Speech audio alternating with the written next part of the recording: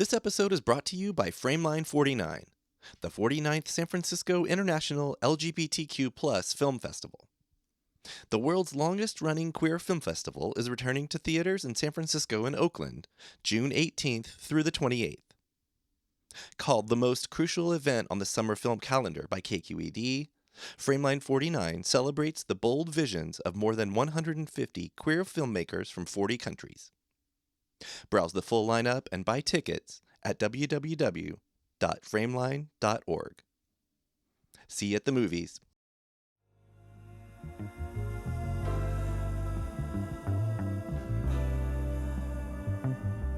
I got texts from random people. Like one of my reps sent me a text. It was like, "Do you know that you were on Check, Please?" It was like, no, really? Yeah, I definitely remember all of that. That was Mike Irish, the owner of Emmy Spaghetti Shack on Mission Street. I'm Jeff, and this is Storied San Francisco, a podcast about artists, activists, and small businesses that make this city unlike any other in the world. This episode is part 2 with Mike. We pick up pretty much where we left off in part 1. Mike shares the story of how he came to own his restaurant. And then there's a lot of me in this podcast, as Mike and I share stories from opposite sides of the Check Please Bay Area experience. Here's Mike Irish. Okay, so what year was it that you moved here then? 2021. 21. Mid 2021. So before Omicron? Is that like one of the varietals? That was, and I know this because my wife and I got married. We had gotten engaged before the pandemic, and then we got married in October of 21, just down the street. Like we got married at Case. Anyway, cool. It's another story, not a podcast about me. Yeah. But we were we had a fucking amazing wedding, and we were so stoked that no one got sick because a week or two later is when Omicron hit. Oh. Yeah. It was first was Delta. And okay. That's right. Yeah. So we got married between Delta and Omicron. I got you got COVID. I got one of all of them. Okay. All right. Yeah. So I can't remember which one I didn't like more or whatever. I guess I probably got Omicron here. Right. Yeah. I suppose so. And was the idea always I'll move out there, I'll bartend and figure it out? Yeah. Figure it out. I wasn't too worried about it. I had only taken one big swing in my life, which was to move to New York when I was 18 years old or whatever. And that swing ended up defining me. Right. And I without that, I don't even know what I would be like. Yeah. And so I wasn't going to be shy about one more big swing. Right. You know. That was your sliding door moment. I had a 1-for-1 success rate on big swings. Fuck yeah. Yeah. So this was another one. Looks like I'm 2 for 2, as a matter of fact. I'm going to say that you are. Yeah. Yes. Congratulations. So that's great. And I guess don't be afraid of the big swings. Yeah. They can be scary, but they can be. I was head pretty down scared. and do it. Yeah. Just do it. Mm-hmm. And I know you bartended here.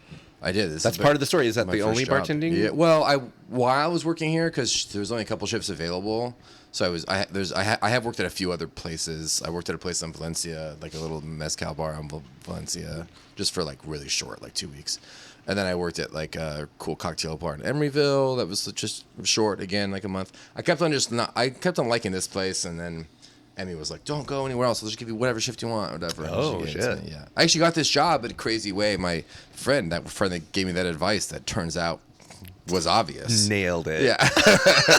He sadly, he was my really good buddy. He died from fentanyl or whatever. And then at the memorial, I was I'm looking for a job. I was talking to his cousin who lives out here, and who I didn't even know. I just met her there at the memorial, and she knew Emmy from being kids or whatever. Oh. So I got this job through basically my dead buddy, which is always so weird to think about. Amazing. And so I just kind of fell into it, and then I was just bartending here. Yeah. Had you been to the restaurant yet? No. Okay. Mm-hmm. Wow. Yeah.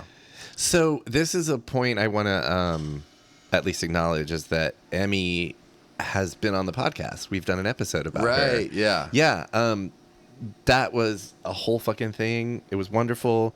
We figured out when we recorded that we used to be across the street neighbors on 20th Street. Oh, cool. Bananas. Yeah. But God, it's not my hangover, but like my head is a little bit like there's so much to talk about now in your story.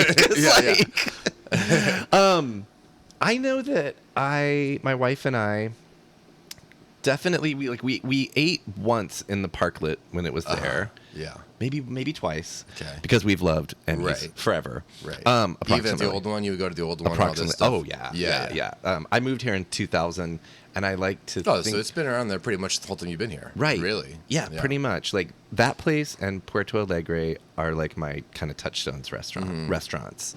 But like moving forward to since the pandemic, like a couple times out there, and then we were so stoked when we could come in. Yeah. And not having children, one of the big benefits for people like us is like sit at the bar. Yeah. And that's when I met you. Yeah. I don't even know what year that was. Yeah. It was whatever. Probably 21. That's when I started here in like I think August of 2021. Okay. Yeah. Okay. And that's I think around the time we started opening up the insides. Probably. Yeah. There was like a little bit of open close. Yeah. That back and forth. But so I guess talk about working here up until the obvious change. Yeah. That happened. Oh, it's awesome. It's a really cool place. I see why everyone likes it. It's really hard to cultivate something like this. I started working here basically because she had just gotten liquor. Right. And so she was looking for someone who could do that because she, for years it had only been wine and beer. Wine and beer, yeah. And it just was like, I think her COVID energy, I can't even imagine what it would be like being a bar owner through all that, a restaurant owner. So she was like, I don't think she was like looking to learn a bunch about a bar right now. You know what I mean? She just wanted to like survive every day or you know what I mean? And so it worked out great. And I had a lot of freedom. She's really good about just like seeing that I knew what I was doing and just like, you just do it. You just do it, Okay. So I felt like it was right away like a really cool environment for me. And I like Emmy a lot. She's my friend, Totally. Yeah. Were you just a bartender or were you like bar manager? Or? We were. I mean, there's all these funny rules about like you can't call yourself a bar manager and still get tips, but I was the bar manager. Because of the word manager or something? Yeah. So I was in the tip pool still. So I think the San Francisco thing would be to call it a bar lead. Okay. Or something, but she just referred to me as bar manager. I just want to say that in case my tax guy's listening. He's definitely listening. He's the one listener of this podcast. Okay. And so did you help Emmy like write the cocktail menu or? Yeah, I did them all pretty much. That was you? Yeah. Okay. I remember witnessing that change. I'm not a big cocktail drinker, sorry. But it was like something new and exciting. And I was like not really surprised that it was coming from a place like Emmy's that I just felt like was always innovating, always staying fresh and exciting. And she was cool. She, like I said, she was really cool about just, I was like, well, would you mind if I think the first list I made one cocktail and then after that I just made them all, I think. Yeah. And sometimes she would be like, oh, this was cool. Is there a way to make it blue? And I was like, oh, my God. I'm going to do like food coloring. Yeah. But then she ended up like loosening up on that stuff a little bit too and just letting me do it. And were you hiring bartenders? No. She would do stuff like that. I started doing ordering. That was like the big one. I think that was like when I started getting paid separately so I would do all the ordering and I would kind of like manage the bar and I always had her best interest. I'm a big like restaurant nerd. And I've always asked a lot of questions of like all my bosses about margins and how, best ways to do this and batching and food costs and stuff. So I have a lot of bartender friends who are not like that. So it's a little different. Like I think that I've always kind of had my mind towards that. So it was probably easy for her to make me like that type of manager because I was literally just looking to save her money. Is there anything from your life, and that part of your life doesn't have to be over, but from making movies, like yes, for sure, spearheading those productions and thinking about producing all that shit. it's the exact same thing. Yep, just a different product, and just hustling to figure out the best ways to do it. And I would like talk to two reps and be like, well, this guy says he can get to you for $18 a case, and right? Emmy wouldn't have done that stuff. She was so busy, But I was like, this is fun. It's like working on my own little film now, Yeah. It's either who you always were, or it was who you were shaped. Yeah, I mean, I remember sort of parking cars in Brooklyn, and like there's these things when you park cars called like top spots, like right next to the front door, and like the rich guys always want their cars there. Yeah, and you can't ask them for a certain number. Your boss gets mad if you ask for a certain number for the top spot. So you have to find the right words to appeal to their ego. Interesting. To get them to give you a $50 bill or $100 bill, you know. And I just love that hustling. I love that stuff, you know. And yeah, I've been doing that for a long time, I guess. Sounds like you like making things happen. Yeah. I suppose so, yeah. Yeah. Yeah. Okay, so unless I'm missing anything in that time between when you started and the big fucking elephant in the room that we're going to talk about, Yeah. I want to know how much of that story of Emmy coming to you can you share? And please share everything you Yeah. can share. Oh, yeah, it's all cool. Yeah. She had been talking about a bar in the neighborhood that was like thinking of going for sale or whatever, which I won't say that because they haven't gone for sale. So. Sure. And I was thinking about like, I started telling her more and more like, You mean for you to buy? For me to buy. Okay. Yeah. Mm-hmm. And then there's this one awkward day where she brought in a broker, and the broker sat at the bar and was talking about buying a business to me. And he's like, I want you to talk to him. And I thought that she was representing said bar that was for sale. Right. So I was talking about the numbers, and she's like, those aren't the numbers. Wait, what are you talking about, the numbers? And then she gave me different numbers, and I did not know what she was talking about. And she was talking about Emmys. Interesting. And that was the first kind of granule, whereas like Emmy must have told that broker that maybe I would be interested in buying Emmys. She hadn't even came to me directly.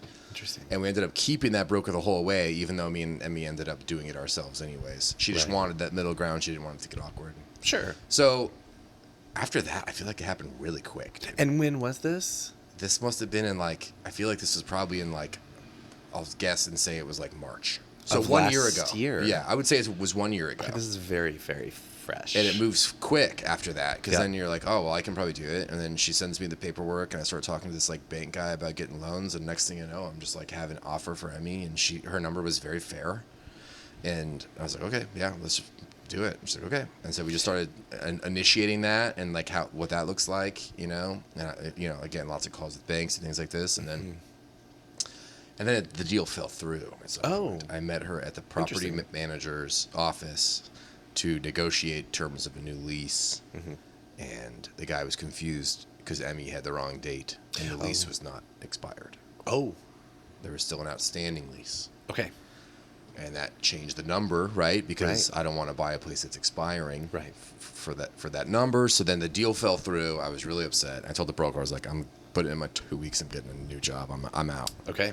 And then Emmy's like, no, let's just figure something out. Make me an offer. Get creative. I'm open-minded, and I did. And we found out something that could work for us both.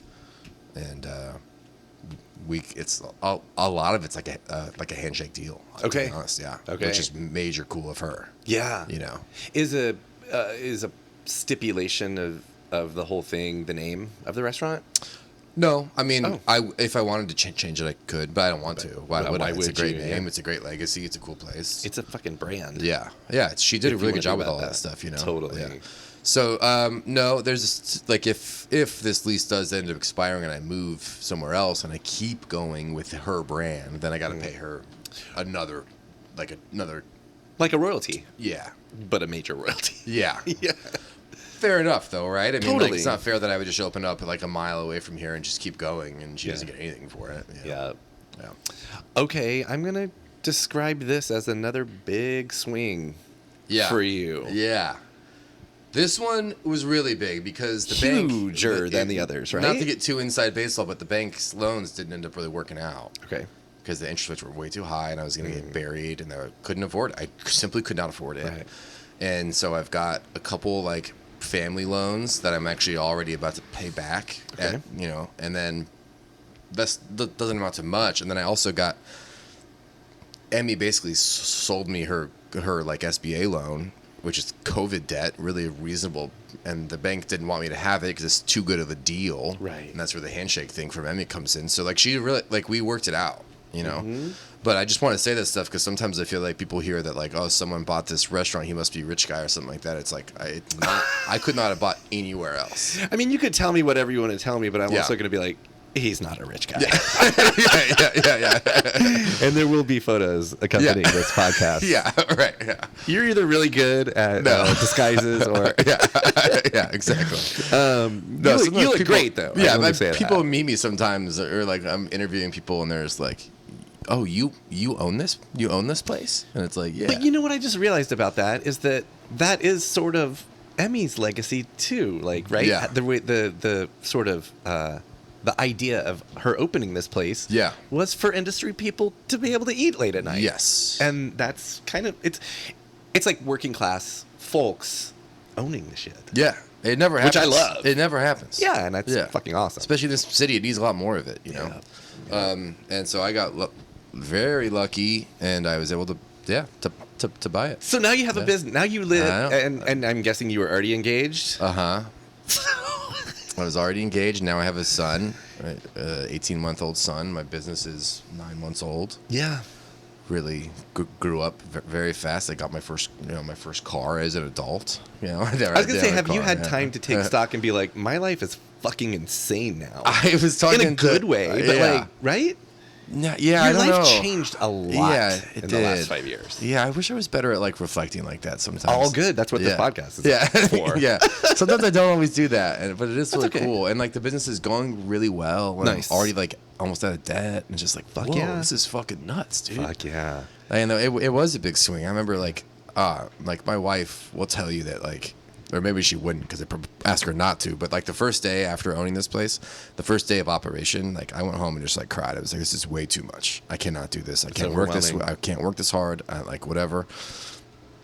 Probably one of the worst days of my life. And it was the first time a big swing took I was like, oh man, this is like prison, dude. Mm-hmm. I have to go back tomorrow. Mm-hmm. I can't just take a day off. I can't call in sick. I have to go back tomorrow. You know. And now It's very much like, what did I just do? Yeah, yeah. When did that took a go minute. away then? Like a week or so. Okay. Like seeing stuff going good. 'Cause that's what, you know, advice I should have listened to Emmy about that I didn't. Is like I was gonna change all the food, like not all the food, but a lot of the new stuff I wanted to put on the menu, and I wanted to start right away. Okay. And she's like, you have so much work.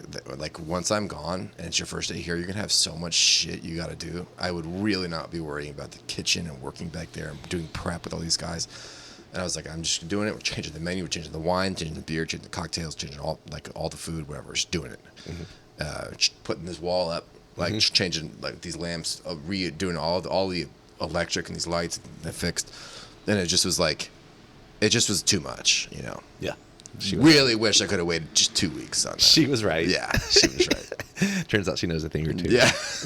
Yeah. But I'm like a Band-Aid off guy, right? Because now I'm good, you know? Now I don't have to worry about it. Because also, I had so much energy. I was almost like running on like adrenaline that like, I don't know that I would have had that energy a week and a half after that. Maybe I wouldn't have done all this stuff. Right. Because I'm tired now. You know what I mean? But then I felt like, I was like, let's go. Let's work, you know? So in some ways, I'm glad that I just got it done. Because then I feel like I'd have to be doing this stuff every Monday for the next 6 weeks. I'm going to work on one more thing at Emmys. It's just like, that just seems exhausting. Like just chipping away Yeah. at shit. Yeah. Okay, well, where our lives intersected is something that I have not talked about on the podcast. Okay. And I know I said this podcast is not about me, but this part is a little bit about me. This is major about me. Yeah. So for listeners who don't know and haven't seen it yet, I applied last summer to be on Check Please Bay Area. Can I ask you a few questions about how this works? Absolutely. Let's turn this around. So you apply online? Or yeah, what do you do? I might as well also share it's interesting. the personal part of this, which is that, and if she ever listens to this, she's going to be like, God damn it. My wife is the one who sent me the link. Uh-huh. But we were both at home. She does a podcast. She was like out in the other room. I was in the bedroom, but I was like giving her space because I thought she was recording. And all of a sudden I get a text message. It's just the link to apply to Check Please. And no words, just the link. So I'm like, okay, she's sending me the link. I'm going to check it out. And I did. And the first thing they have you do, I think it's before you actually start the application process, they have you look at all the restaurants that have already been on. So you're not wasting your time and their time by nominating restaurants that have already been on, right? That makes sense. And Emmy's jumped right. Jumped off the page. I was like, in my top 3 favorite Right, fucking and it wasn't on places the in list. San Francisco. Yeah. So I was like, well, that's an easy one. I found a couple others. And then the part that my wife's not going to be happy is like, she was sending me that so that she could have it later.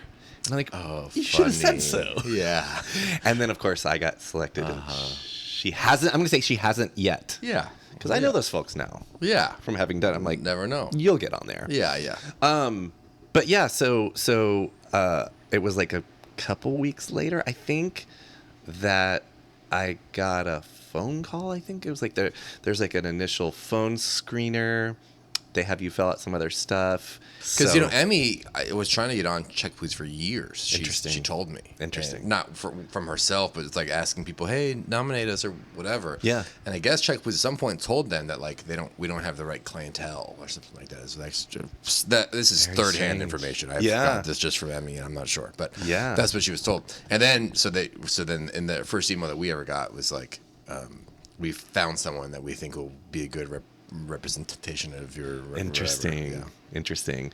So I went through that whole like screening process, and I have talked to them about this. This has never happened for them where they had an applicant that they wanted for a restaurant they wanted, and then the restaurant changes hands. That's never happened in the history of Check Please. Yeah. So I remember when well, the likelihood is so low Right. because the whole process from when you got selected to when we were on the show is only a couple months. right.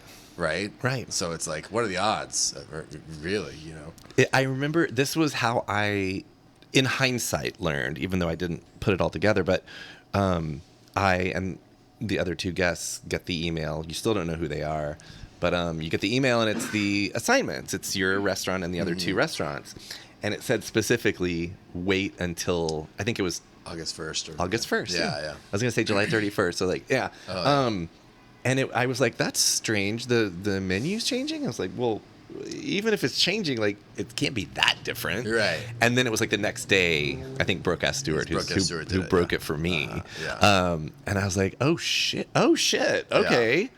Let's just roll with this and see what happens. Well, because I was like, well, can you at least just talk to him and make sure that like he's not bummed? You know what I mean? Like, what if he's just like, oh, it's Emmy or it's nothing or something like that? You know? Yeah.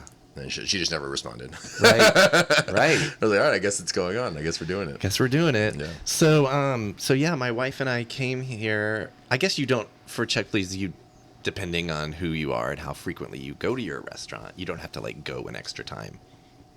If you don't want to. Right, because you already know the place. You're there whatever. anyway, but I was maybe like, you were like interested extra. I'm absolutely going. Yeah. Because I love it, but also I'm like, I'm going to see what's going on there. Yeah. And I specifically didn't get spaghetti and meatballs, which is my jam here, course, like a lot of people. And that was actually, I like to do this every once in a while for myself, is like step outside of my habits, right? Had the Cadillac lasagna. My wife got the, what is it? Like, it's like a strip steak or something? Or, Yeah, Hanger, with the pesto. Or it's a bavette and then... Bavette, that's it. Yeah. And yeah, I mean, the whole process is bananas. Going to tape was so much fun. Yeah. Oh my God, and they're such professionals there. Like they're It really seems like a pretty good at tight what they ship, do. right? Yeah. I mean, they're really doing good it for at a what they do. long time, right? Yeah. So And so how long before... So you... Because everyone had to be here in August. That's what they said, right? Right. They told us to expect... We don't know who. They'll be dining in August, so keep your shit on top of your right, because game they have to or whatever. check with you first to get your participation. Yes. To make sure yes, that, right, yes. they're not wasting and so time. they gave us that, like, you know, make sure you don't want anything bad said about you, so make sure you're Right. on your game in August. Right. Hopefully we're on our game all the time. All the time. Yeah. But sure, I'll make extra. So if everyone came in August, when did you film? I know the exact date because I did a Storied happy hour at Madrone the night before that I had been planning, and then we get the air date or the taping date, and I'm like, well, I guess we'll just do both. Fuck it. August 21st is when we taped, so it's like that 3-week window. Oh yeah, okay, cool. Yeah. So they were all, and then we were on not long after that. And then it must have been, they mid-October, didn't tell us when they were going to send the crew out. I know that that's part of the process. They wait till we tape because they like That's right. That is take what they things do. that we Yes, say and dishes we talk about. And that's how they know what to feature. Exactly, Yeah, that's right. Because they exactly. kept on saying like, hey, someone called it a chocolate brownie. Do you want to change the name on the menu or whatever? And I was like, no, I don't care. We just work it out. You know? Totally. It's not that different, you know? Yep. Like but one of the best parts for me, shooting that day, totally great. Leslie's Bronco is the coolest. And I made her laugh. Nice. Yeah. More than once.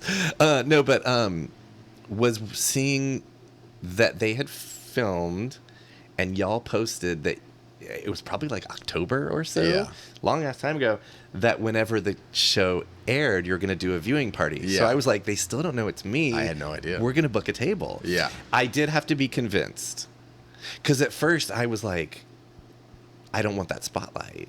I don't love spotlight. Yeah. Whatever. And then my wife and a couple friends just kind of like worked on me over the next couple months, and I was like, let's do this. Yeah. Let's do this. And so we did, and it was literally, I think, to the day 6 months after we taped. Okay, cool. And because they released the trailer like a week before, and I was like, that's who it is. I know that guy. Yeah.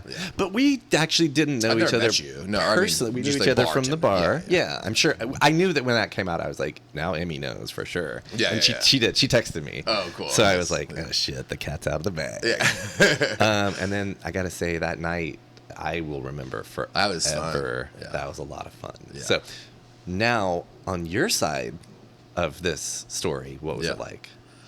You mean like post air date, or well, just the whole taping, time? It was actually a little bit of stress because it's like I didn't want it to go away. Right. And I thought maybe that whoever picked us was going to be like, oh, I don't know. Now I don't know the restaurant, so I don't want to go in, or I'll kind of pick something different or something like that. That's like a version of imposter syndrome, right? You're like, this can't be happening to my restaurant. Yeah. And Emmy was, I think, and I don't want to speak for her, but I think that she was glad to like leave me such a good situation. Yeah. Like, that way she knows, like, oh, well, at least he's got this thing that's going to come in and give him some business. Yep. So that it was really nice, obviously, when it airs. The people do show up. Totally. It's a real thing. You have a good time with the crew when they came out? Yeah. It was packed in here. And so, like, I was working, and they kept on being like, can you go slower? And I'm like, what are you? I'm just going slower. I got things to do. I got 100 things I got to do right now. But it was cool. They're super nice, and we got it all. Yeah, it was good. No complaints about the crew at all. They're super nice. The whole thing, like you said, they're pros for sure. Like they are professionals, you know.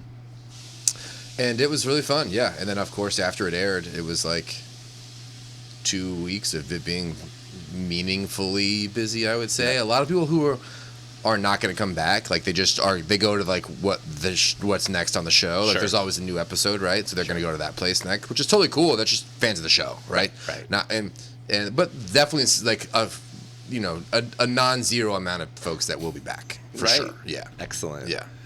It was weird for me to find out how many people in my life that I know that had never been here. Right. I'm like, what the fuck? How are we friends? Yeah. I'm not doing my job. Yeah. Right. Yeah. No, but a lot of them have now come, and they're like, oh, cool, nice. Yeah, we got a lot of cool people that really enjoyed it. I got texts like from random people. Like one of my reps sent me a text. It was like, "Do you know that you were on Check Please?" It was like, no, really? Yeah, I definitely remember all of that. Yeah. Yeah. But yeah, it's been cool. I don't know that it was as big. Like Emmy's like, oh, there's going to be a line out the door every day at 5 o'clock, and I wouldn't say it was like that, but it was busy. You know? Yeah, no, it was busy. I remember her telling me, because we all ran into each other at Royal Cuckoo that night of the airing, before dinner for us and before whatever. And she was worried. Worried might not be the right word. She said something about you getting married and like, oh yeah, that weekend and leaving and super lame. Yeah. I was like, I think Mike's got it. Yeah. And you did. It'll be all right. Well, it's awesome. Let me say, it's awesome to have been part of that together. Yeah, right? It's so funny. I think we got a connection here. Yeah, definitely. It's good stuff. Okay, we're coming up on time. What I like to end every episode of Storied San Francisco with is every season on the show I have a theme.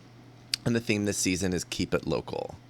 Can you say you're a fairly new San Franciscan? I am. But you're fucking embedded. I am. Like even if you move away next month, you have left your mark on San Francisco. I suppose so. But what does that mean to you? Keep it local. Keep it local. Like just that phrase, when I think of that phrase, what does it mean? It could be your business. It could be the neighborhood. It could be the whole city. Like, Yeah. When I think keep it local, I have no choice but to think of my business now, for sure. Right. And it's just like, always make sure you appeal to your neighborhood. Don't forget, like, even if you're packed, save tables for locals. I don't want to turn away people who come in here once a week just because they got so busy. I don't like that. And I don't want to jack up the prices. Tariffs obviously freaking everyone out. I'm going to find a way to not bang everyone out. These are your people. When you own a business, they are officially your people, and you need to take care of them. That's your responsibility as a business owner. So that's what I think of when I think keep it local. That was Mike Irish of Emmy Spaghetti Shack.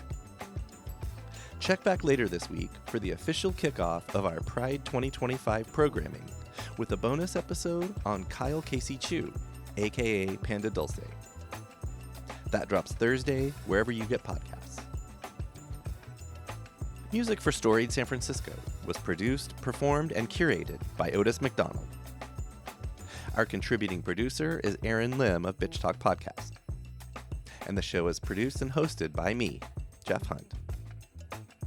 Now in our 7th season, we have more than 250 episodes available on our website, storiedsf.com, or wherever you listen to podcasts. If possible, please rate and review the show. I want to know what you think. Follow us on Instagram and Threads at StoriedSF, and reach us there or email us at storiedsf@gmail.com. Thanks for listening. Be extra careful crossing the street, and keep being wacky, creative, and kind out there. See you next time on Storied San Francisco.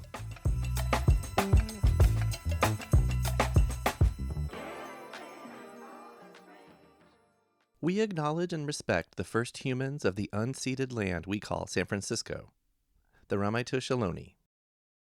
We condemn the genocide of these and other tribes across the Western Hemisphere. We honor their legacy and history, and we support rematriation and sovereignty efforts. This podcast is a proud member of the BFF.FM podcast network. Learn more at podcast.bff.fm. BFF.FM, best frequencies forever.